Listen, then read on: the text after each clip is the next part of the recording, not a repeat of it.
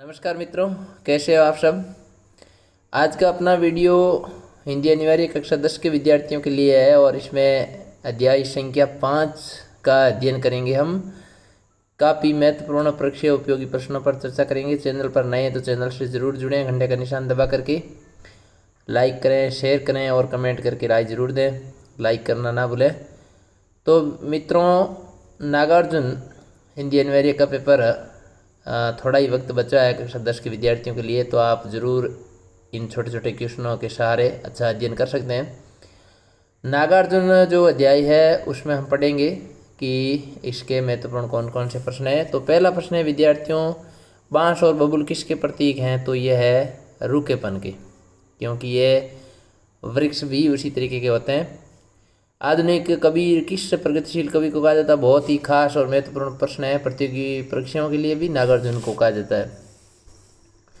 सूरज की किरणों का रूपांतर है, तो यह है फसल, क्योंकि सूर्य के प्रकाश से ही फसलें तैयार होती है।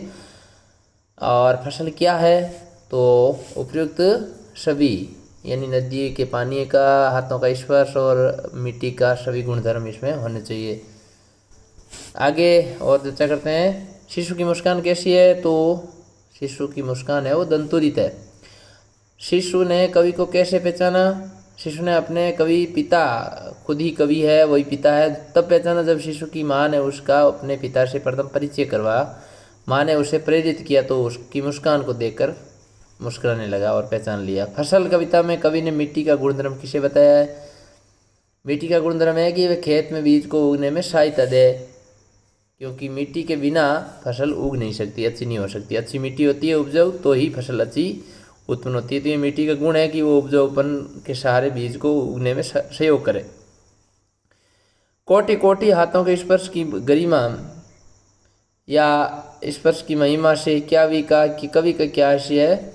तो फसलों को तैयार करने में करोड़ों, कोटि कोटि का अर्थ होता है करोड़ों करोड़ों करोड़ों करोड़ों किसान और श्रमिकों मजदूरों का परिश्रम इसमें लगता है। और इसी वजह से ये कहा है कि उन्हीं परिश्रमी हाथों के स्पर्श से ही फसल की महिमा है और गौरव का एहसास करती है। काफ़ी अच्छा प्रश्न है ये, ज़रूर आप याद करें। प्रश्न संख्या 8, छोड़कर तालाब मेरी झोंपड़ी में खिल रही जलजात। जलजात का अर्थ होता है तात्पर्य होता है कमल। जलजात कहते हैं कमल को। कवि ने इसका कहने का क्या अभिप्राय है, अर्थ क्या है। तो शिशु के मुस्कुराते मुख और उसके धूल से भरे हुए कोमल अंगों को देखकर कवि भाव विभोर आनंदित हो जाता है। शिशु के धूल से सने अंगों को देखकर कवि को लगता है कि मानो कमल तालाब को छोड़ करके झोंपड़ी में खिल गया हो, यानी वो शिशु कमल जैसा लग रहा था। इसलिए कवि ने कहा छोड़कर तालाब मेरी झोंपड़ी में खिल रहे जलजात। शिशु के अंगों को कवि ने तालाब में उत्पन्न होने वाले कोमल कमल के समान बतलाया। तब तुम्हारी दंतुरित मुस्कान मुझे लगती बड़ी छुई मान। उपयुक्त पंक्तियों भाव स्पष्ट कीजिए। तो उसका पुत्र जो है वो कनिक्यों तिरछी नजरों से उसको देख रहा है और पिता से नई नई उसकी पहचान है, तो इसलिए मुस्कुराना उसको बड़ा ही मनमोहक लगता है।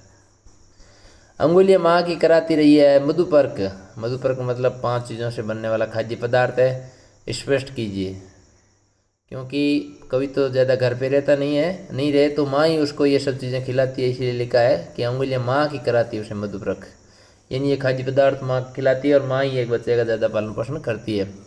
फसल कविता का संदेश क्या विद्यार्थियों। संदेश यह है कि फसल प्रकृति और मनुष्य के दोनों का परिश्रम का परिणाम है। किसान खेत को जोतता है, बीज बोता है और उसमें फसल उगाता है। बाद में मिट्टी, जल, वायु, प्रकाश और मानव के श्रम के सहयोग से फसल जो है वो विद्यार्थियों तैयार होती है।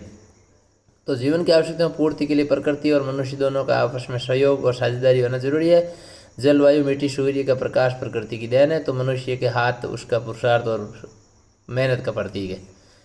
इस दोनों से मिल करके, प्रकृति और पुरुषार्थ या मेहनत से मिल करके ही फसल तैयार होती है, दोनों का मेल है। नागार्जुन कवि परिचय भी आप याद कर सकते हैं। 1911 दरभंगा बिहार में जन्म हुआ और बाद में उन्होंने श्रीलंका में जाकर के बौद्ध धर्म भी ग्रहण किया था। तो ये मूल नाम इनका जो है वैद्यनाथ मिश्र है और अंधविश्वास के कारण इनका ढक्कन नाम भी जो है वह रखा गया था। तो मैथिली भाषा में यात्री उपनाम से भी ये लिखते थे। तो ये है वो ध्यान रखें आप। भाव स्पष्ट कीजिए। तो ये भाव भी स्पष्ट इसमें भी आप देख सकते हैं। छह प्रसंग व्याख्या में पहले प्रसंग लिखे विद्यार्थियों अलग से, फिर व्याख्या और फिर विशेष में आप भाषा, अलंकार और कुछ खास बिंदु लिख सकते हो। जैसे इसमें खड़ी बोली भाषा है, कोटि कोटि शब्दों में कोटि कोटि शब्दों में पुनरुक्ति प्रकार अलंकार है, बार बार आवृत्ति होती है हो रही है, और खड़ी बोली हिंदी भाषा का प्रयोग किया गया। तो इस प्रकार विद्यार्थियों ये वीडियो आज का नागार्जुन अध्याय पर आधारित था। पूरा बिना स्किप के वीडियो देखें। मिलते हैं अगली वीडियो में, तब तक के लिए जय हिंद, राम राम, थैंक यू।